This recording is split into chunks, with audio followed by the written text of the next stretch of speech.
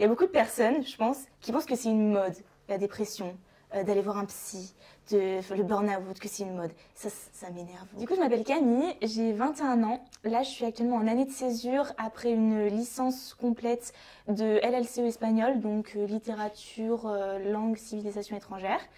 Et ma 3e année, je l'ai fait en Erasmus à Séville. Donc là, je suis en année de césure et je prépare les concours des écoles de journalisme. Je m'appelle Chloé, du coup, j'ai 22 ans, bientôt 23. Je suis en Master 2 en logistique et achat à l'UPEC, donc à Créteil, un peu à l'extérieur de Paris. Et avant ça, j'ai fait une licence en langues étrangères appliquées, spécialisée en commerce international. Et donc, j'ai pu, grâce à celle-ci, voyager à l'étranger pas mal de fois. Je suis actuellement sur Paris, donc en alternance. Donc j'ai un rythme assez particulier. Je fais en fait 4 jours en entreprise et 1 jour à l'école. C'est une entreprise qui travaille dans le secteur pharmaceutique. C'est très intéressant. Ce qui m'a poussée à aller consulter un psy, déjà c'est ma maman qui m'a forcée à y aller. C'est le Covid qui a déclenché quelque chose que j'avais avant le Covid, mais c'est vraiment le Covid qui a exacerbé ça. La première fois que j'ai fait effectivement ce santé psy étudiant, en fait c'était quand je suis rentrée d'Allemagne. J'étais partie pendant 6 mois et je suis rentrée donc en juin 2021 et ça a été effectivement un gros changement pour moi quand je suis rentrée. Je savais pas que c'était des TOC à l'origine, mais le Covid a créé une angoisse en moi parce que mon papa a un cancer. Ma plus grande peur c'était de lui refiler le Covid. En fait, j'avais pas peur moi de l'avoir. Je me suis mise à avoir la phobie du Covid. Clairement, je pense que pendant 1 an, j'ai vu personne. Pour expliquer mon parcours, j'étais en licence donc langues étrangères appliquées à Clermont-Ferrand et au cours de ma 3e année de licence, j'ai eu l'opportunité de faire un Erasmus et donc de partir à l'étranger. J'ai choisi du coup l'Allemagne. J'ai fait 6 mois en Allemagne et quand je suis rentrée d'Allemagne, donc à la fin de ma licence, voilà, j'ai fait face à un gros changement parce qu'en fait, quand j'étais là-bas, voilà, la vie était vraiment très différente de la vie en France. Voilà, et quand on part à l'étranger, on a toujours cette période où en fait ça monte au début, on est dans l'euphorie, on a de nouveaux amis, c'est une nouvelle ville, il y a beaucoup de choses à découvrir. Et puis ensuite ça redescend et puis ensuite ça remonte, donc ça fait vraiment un peu les montagnes russes. Et effectivement, quand je suis rentrée à Clermont-Ferrand, du coup, donc après ce stage en Allemagne, ça a vraiment été un gros boom. Je suis tombée vraiment en bas de la vague. J'étais coincée là. Et c'est à ce moment-là, du coup, que j'ai décidé de prendre contact avec une psychologue via ce processus donc de santé psy étudiant. J'ai consulté, enfin, du coup, ma maman m'a un peu forcée à consulter une psy en visio parce que c'était inconcevable pour moi de voir une psy en face à face. Le fait de l'avoir en visio et le fait que c'était pas moi qui avais fait la démarche, ça m'a pas spécialement aidée. Du coup, après, j'ai vu une autre psy, sauf que c'était encore ma maman qui a forcé à aller la voir.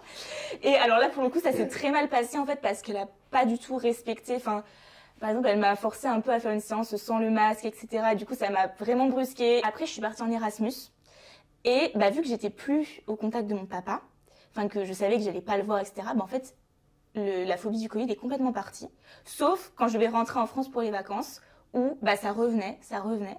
Et en fait, pendant mon Erasmus, cette phobie du Covid, ça s'est transféré sur une phobie pas de tout, mais tout ce qui est microbes, tout ce qui est saleté, et particulièrement IST, parce que je vivais dans une coloc avec 12 personnes, où c'est l'Erasmus, voilà quoi. J'avais une liste du coup parce que sur le site de Santé Psy étudiant, on a une liste de personnes en fait qui se sont inscrites pour réaliser ce processus. Ce que je recherchais, c'était vraiment quelqu'un qui était à mon écoute, qui était aussi qui avait cette capacité à effectivement traiter certains comportements anxieux aussi, parce que je suis aussi face à ça. Et du coup, je regardais vraiment les descriptions des psychologues que j'ai vues sur le site internet. Et du coup, je suis tombée sur cette psychologue-là qui m'a paru vraiment très bien et j'ai pris contact avec elle. En rentrant de l'Erasmus, c'était aussi très difficile parce que je suis passée de vivre avec 12 personnes avec qui je m'entendais super bien, même si c'était dur parce que évidemment, ils n'étaient pas au courant de tout ça parce que même moi, j'étais pas au courant de ce que j'avais vraiment. À retourner toute seule dans mon petit appart à Paris. Et donc là, j'ai décidé de moi-même de consulter une psy. Les TOC, ça isole totalement, vraiment. Et du coup, après, quand on est isolé, on a des symptômes dépressifs qui apparaissent. J'ai trouvé donc cette psychologue avec qui je me suis tout de suite sentie vraiment à l'aise. Et en fait, ensuite, j'ai continué donc mon Master 1 sur Clermont-Ferrand en logistique et achat. Et à la suite de celui-ci, comme je voulais avoir une dimension un peu plus internationale pour travailler après, j'ai décidé de partir à Paris. Au bout de 2-3 séances, en fait, elle a mis le mot sur les TOC, que en fait je me suis rendu compte que je ne savais pas ce que c'était les TOC. Et en fait elle m'a expliqué que c'était une maladie, c'est une maladie psychiatrique, c'est trouble obsessionnel compulsif, c'est le fait d'avoir des obsessions qui nous pourrissent la vie, en fait, qui nous empêchent de vivre. Je trouve que c'est aussi très important d'en parler. J'étais pas sûre que je voulais en parler aujourd'hui, mais j'essaie de le faire parce que j'en ai vraiment marre de ce tabou. Ma psychologue m'a demandé d'aller voir une psychiatre pour déjà confirmer le diagnostic des TOC. Et donc j'y suis allée. Et du coup, elle a confirmé. Et après, la psychiatre m'a dit qu'il y avait 2 solutions pour soigner les TOC. C'est la thérapie cognitive et comportementale donc, que je fais avec ma psychologue. Et aussi, on peut mettre en place un processus avec des médicaments. Donc, c'est des antidépresseurs, un mot qui fait très peur, qui est excessivement tabou. Même moi, quand elle m'a dit que je devais aller voir une psychiatre, j'étais là en mode « Mais non, mais je ne suis pas folle.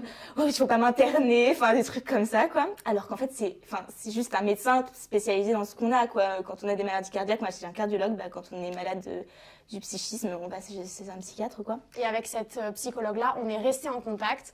On a même continué au téléphone. Donc, on fait souvent des petites séances téléphoniques, donc de 30 minutes. Et moi, ça me permet des fois de me vider, de parler de beaucoup de choses qui se sont passées dans ma vie.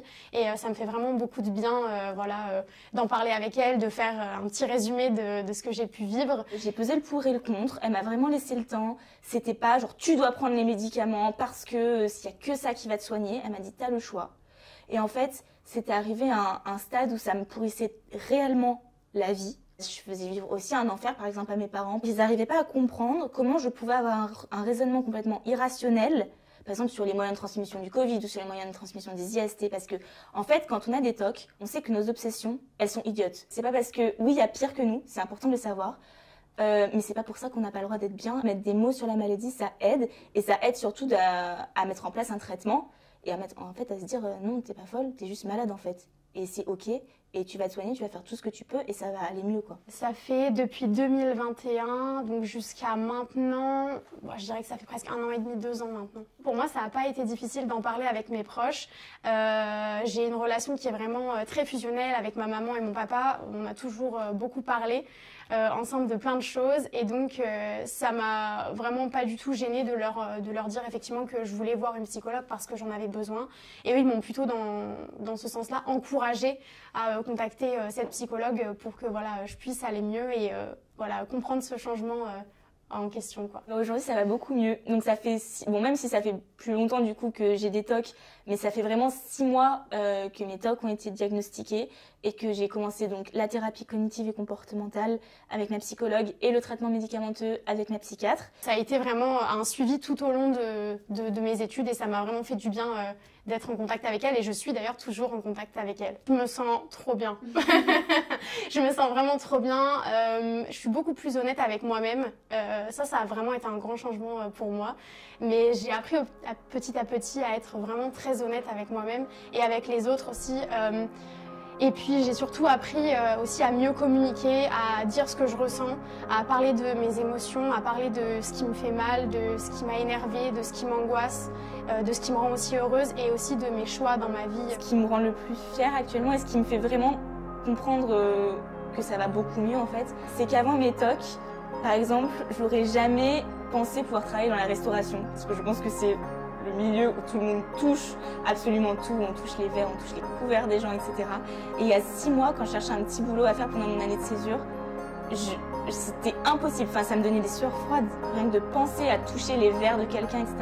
Et aujourd'hui, je travaille normalement, je ne me lave pas les mains pendant tout mon service, je ne me mets pas de gel hydroalcoolique. Et pour moi, c'est une victoire,